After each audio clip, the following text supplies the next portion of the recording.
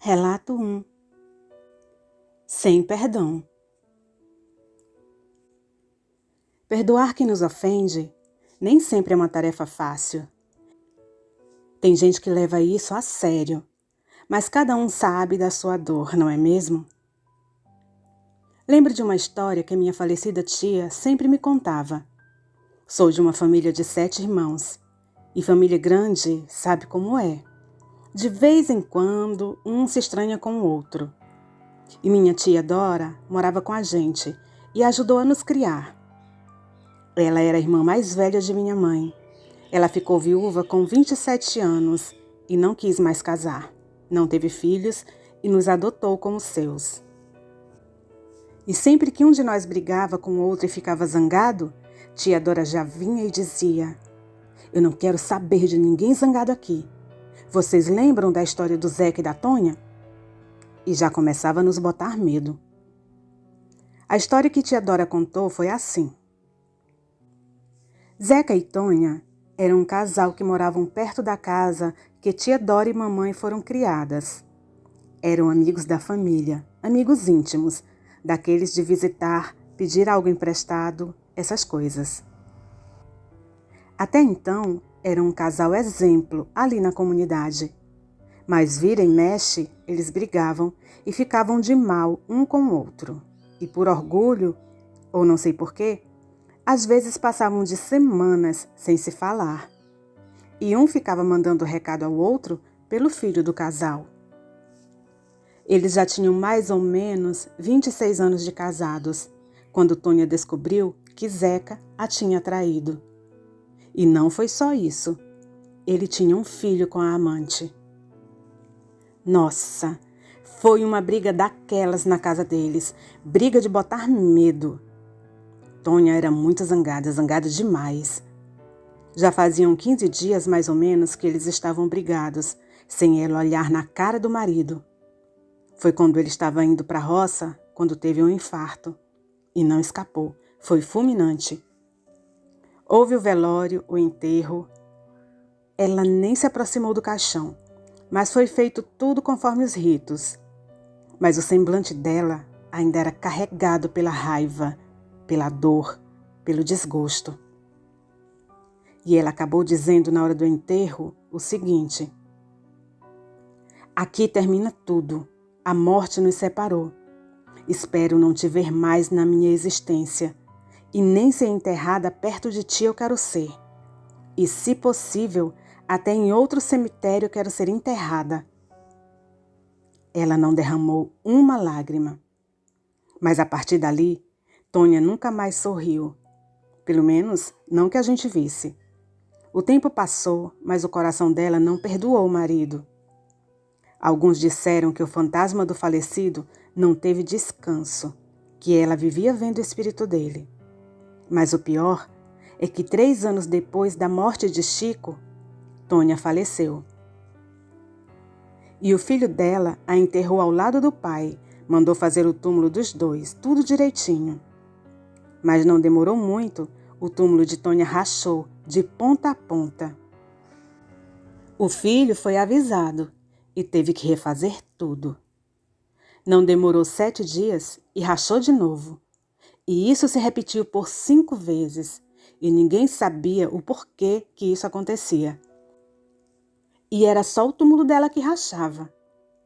Até que certo dia, depois de mandar refazer o túmulo da mãe por 5 vezes, o filho dela chegou agoniado no cemitério. Ele havia tido um sonho com a mãe, que falou para ele que não queria ficar ao lado do marido. Aí foi um aperreio danado para o filho conseguir permissão para remover o corpo da mãe e enterrar em outro lugar. A tia Dora ficava sempre nos lembrando dessa história quando alguém ficava zangado. O resultado é que ninguém passava muito tempo zangado ali não. Não perto de tia Dora. Ela realmente ficou impressionada com a história do Chico e da Tonha. Espero que eles tenham conseguido se perdoar um ao outro. Boa noite. O nosso muito obrigada, amiga, que nos enviou essa história. Relato 2. O cemitério que desaparecia. No ano de 2014, minha namorada chamada Ronise me convidou para ir junto com ela conhecer e acampar em Barra do Ouro, local próximo a Maquiné. Seria a segunda vez que ela iria para lá. Isso a convite de João, que era fotógrafo, iria fazer algumas fotografias da fauna e da flora do local. E a convidara pela segunda vez. E como faziam poucos meses que estávamos namorando, ela me convidou. Nessa viagem também foi uma amiga chamada Joyce. A viagem foi super agradável. Pegar a autoestrada e olhar campos e fazendas ao longo do caminho não tem preço. Era uma vista admirável. Eu estava receoso de ir para lá, pois uns dias antes, um grupo de rapel fazia uma atividade numa região montanhosa quando foram atacados por um enxame de abelhas. O ataque foi tão severo que até levou alguns à morte, após soltarem-se das cordas tentando se defenderem das abelhas, quando caíram de uma grande altura. Os bombeiros tiveram dificuldades para resgatá-los. Foi usado até um helicóptero nas buscas. A mídia local noticiou o fato. Já quando chegamos em Maquiné, paramos no mercadinho e compramos mantimentos, e depois paramos num barzinho para fazer um lanche, para depois irmos para o local programado para acamparmos. Quando chegávamos próximo, uma chuva que caíra na região derrubou a pequena ponte de acesso, nos obrigando a darmos uma volta para voltarmos para a estrada. Mas depois de algumas horas, chegamos numa espécie de camping, onde existiam algumas cabanas para 2 pessoas. Eu e Ronise ficaríamos em uma, João e Joyce em outra. As refeições eram coletivas, já incluídas nas diárias do local. E o ruim do local era que existia um banheiro somente, que era disputado por universitárias metidas a mochileiras, que ficavam horas no banho, lavando seus cabelos. Então, nos 2 primeiros dias, visitamos algumas cachoeiras e trilhas. O João só aparecia à noite, pois saía cedo para fotografar. Então, como o lugar nos era desconhecido, não ousávamos nos aventurar naquelas matas e trilhas desconhecidas e inóspitas. À tarde, enquanto ajeitava minha mochila na barraca e deixava meu saco de dormir e o isolante térmico à mãos para a noite, João, Joyce e Ronise saíram. Pouco depois, saí pela mata à procura deles. Cruzei um pequeno rio e entrei numa mata fechada. Então comecei a ouvir algo correndo no meio do mato, e era muito rápido. Parei para tentar ver o que me cercava, mas não consegui visualizar. Então eu percebi que eram 3 grandes cães que lembravam a raça fila. Me encostei numa árvore e só fiquei esperando ser atacado. Quando vi que se afastaram um pouco, corri para o rio e continuei por dentro dele à procura pelo meu pessoal. Depois de algum tempo, ouvi vozes e eram eles tomando banho numa pequena espécie de praia. A noite chegou. Jantamos e depois ficamos em volta da fogueira conversando e mais tarde fomos dormir. Acordei cedo, pois o banheiro era competido.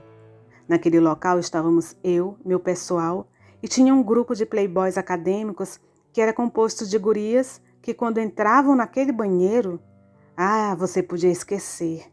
Elas ficavam por horas lá dentro.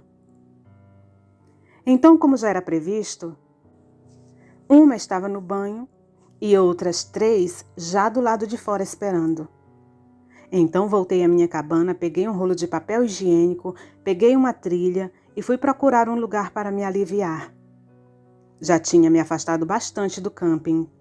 Estava numa floresta e bem sinistra, era escura e sombria. Olhando aquilo eu pensei, onde estou? Tinha me perdido? Após passar por um longo campo com capim alto, olhei em minha volta e vi a mata às minhas costas. Estava quase fazendo o número 2. Foi quando pensei, aqui está bom, depois eu vejo como voltar. Quando terminei, me limpei, fui pegar a pazinha para enterrar, dei um passo para trás e dei com as costas em uma parede. Só que quando eu me virei, eu vi o que era. Era um túmulo. Eu peguei um susto, pois ninguém havia dito que por ali tinha algum cemitério. E esse túmulo era bem antigo, com aparência de abandonado, como se fosse de uma família muito antiga. Foi aí que eu percebi onde eu havia ido parar. Eu estava num cemitério. Quando eu percebi, eu saí dali correndo. Acabei dando muitas voltas em círculo até encontrar a trilha de volta ao camping. Chegando lá, minha namorada Ronise estava me procurando, brava, pois queria ir no banheiro e não conseguiu. Então eu disse a ela: vem comigo, eu vou te levar num lugar e lá não tem ninguém para te incomodar e nem terá fila no banheiro. Fomos além de onde eu tinha ido, pois eu lembrei do lugar do túmulo por causa de uma grande árvore na entrada, a uns metros antes da floresta. Mas o incrível e mais assustador era que o cemitério havia desaparecido. Então, logo após ela fazer xixi, saímos o mais rápido daquele local sinistro e assustador, que mesmo de dia dava a sensação de estarmos sendo observados. Não voltei nunca mais naquele local, situado na Barra do Ouro, próximo a Maquiné. E até hoje ainda fico intrigado. Que mistérios escondem aquele sinistro cemitério que desapareceu? Boa noite. Nossos agradecimentos ao Gilmar, que nos enviou essa história ocorrida com ele e seus amigos. Relato 3. O cemitério. Boa noite a todos. Meu nome é Teresa. Hoje estou com 58 anos de idade. Eu tenho uma história que aconteceu comigo quando eu era mais jovem, que ainda hoje fico impressionada quando lembro. Não sei se o que vi foi a famosa procissão dos mortos. Eu nem mesmo sabia desta lenda quando tudo ocorreu. Bom, foi assim. Eu tinha na época meus 18 anos de idade. Estava quase terminando o ensino médio daquela época, quando eu estava na escola e veio uma amiga, Dona Luísa, amiga de nossa família, com um recado que era para eu voltar para casa com urgência. Eu fiquei preocupada, claro, mas ela não quis me adiantar nada do que havia ocorrido para que ela fosse me buscar na escola. Quando eu cheguei em casa, encontrei minha mãe chorando e já fazendo as malas. Foi então que eu recebi a notícia que meu avô, meu querido vozinho, havia falecido, o pai de minha mãe. Como meu pai estava trabalhando e não poderia se ausentar, fomos eu e minha mãe para o interior, em que meus avós maternos residiam naquela época. Só que não poderíamos demorar muito, porque eu ainda tinha as provas finais para fazer. Chegando lá, ainda encontramos o velório. Muitos foram se despedir. O velho Aloísio era muito querido ali naquela região. Homem forte, valente, muito prestativo. Conhecedor de ervas, era o benzedor da cidade. E também gostava de fazer garrafadas para ajudar aqueles que precisassem, sem cobrar nada.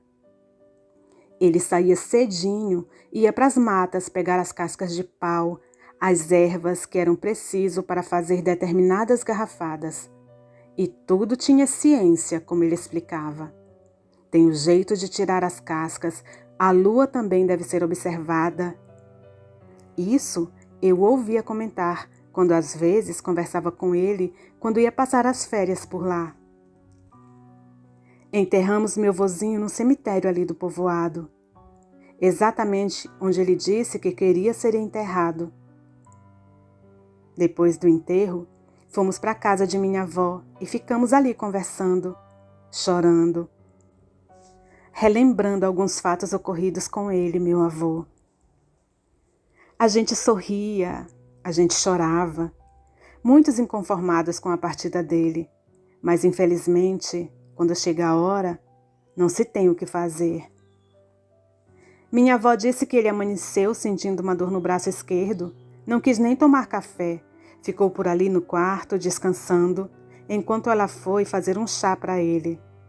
Quando ela chegou no quarto, ele parecia estar dormindo. Só que quando ela foi chamá-lo para tomar o chá, ele não teve reação nenhuma. E bem ali, ela percebeu o que havia acontecido. Ficamos mais 2 dias ali com minha avó e na madrugada de uma quinta-feira pegamos o ônibus de volta. E isso era por volta de umas 4 horas da manhã. O ônibus saía bem cedo mesmo e eu gostava de ficar ali do lado na janela no ônibus apreciando a paisagem.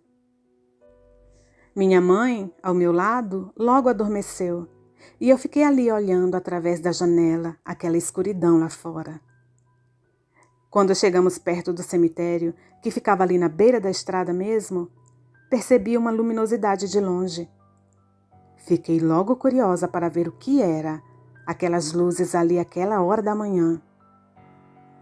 De repente, eu vi um pessoal andando, todos de branco, com uma vela nas mãos, entrando no pequeno cemitério. E cada um que ia entrando, ia deixando a vela que carregava em cima de um túmulo e se dirigia ali, para o centro do cemitério, onde ficava o cruzeiro. E ali se prostravam lá. O ônibus que eu estava ia passando bem devagarzinho e deu para eu ver bem o que estava acontecendo ali. Eu cutuquei minha mãe e disse: Mãe, mãe, veja um monte de gente com essas velas. Minha mãe olhou para onde eu apontei, mas não viu nada. Eu olhei de volta e tudo havia sumido. O povo, as velas, tudo. Só ficou o cemitério. Achei muito sinistro. Eu não estava dormindo para ter sonhado. Eu estava bem acordada. Eu sei o que vi. Quando eu contei essa história para minha vizinha, quando eu cheguei em casa, ela acreditou em mim e me falou que provavelmente eu teria visto a famosa procissão dos mortos. Mas não acaba por aí não. Quando eu cheguei em casa, passei vários dias sonhando com essa procissão e era sempre do mesmo jeito. Eu via todos entrando no cemitério, cada um colocava uma vela acesa em cima de um túmulo e todos, ao mesmo tempo, olhavam para mim. E eu acordava apavorada. Acordava gritando no meio da noite. Passei umas 3 semanas desse jeito, até que um dia, minha mãe conversando com outra amiga, resolveu me levar a um benzedor. Ele me benzeu, passou uns banhos de ervas para que eu tomasse e pediu que eu acendesse 21 velas no cruzeiro do cemitério de minha cidade, na intenção daquelas almas. E foi somente depois disso que eu deixei de sonhar com aquelas almas. Para mim, foi uma experiência sinistra que me deixou muito perturbada. Não é como se eu tivesse feito algo por curiosidade e eu mesmo por teimosia. O que eu vi foi por acaso. Eu nunca havia ouvido falar sobre isso, sobre uma tal de procissão dos mortos. O benzedor disse que eu não deveria ter ficado olhando. Esse foi o meu mal. Mas como eu falei, eu nem sabia o que era aquilo. Imaginei que aquelas pessoas estavam vivas, sim, pois para mim foi tão nítido. Como eu poderia saber? Saber que todas aquelas pessoas estariam ali mortas, em uma procissão. Nunca eu poderia ter imaginado tal fato. Mas o caso é que depois que o benzedor fez umas orações, eu melhorei e nunca mais tive os sonhos. Boa noite. E o nosso muito obrigada à nossa inscrita Tereza por nos enviar sua história. E a todos os nossos inscritos, o nosso muito obrigada pela companhia.